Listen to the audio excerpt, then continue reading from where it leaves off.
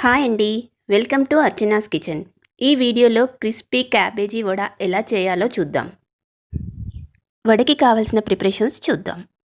ముందుగా సన్నగా తరిగి ఉంచుకున్న క్యాబేజీని ఒక పొంగు పొంగే వరకు ఉడికించుకోండి.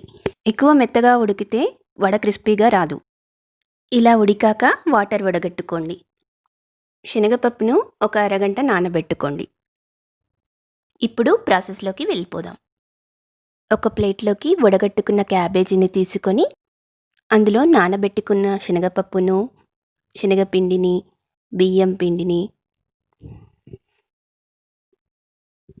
కరివేపాకు, జీలకర్ర, పచ్చిమిర్చి పేస్ట్, సాల్ట్ యాడ్ చేసి కలుపుకోండి. నేను పచ్చిమిర్చి పేస్ట్లో ముందే సాల్ట్ వేశాను, అందుకే కొంచెం సాల్ట్ వేశాను. మీరు చూసి తగినంత సాల్ట్ వేసుకొని కలుపుకోండి. ఇప్పుడు వీటిని ఇలా వడల్లా ప్రెస్ చేసుకొని ఆయిల్లో ఫ్రై చేసుకోండి.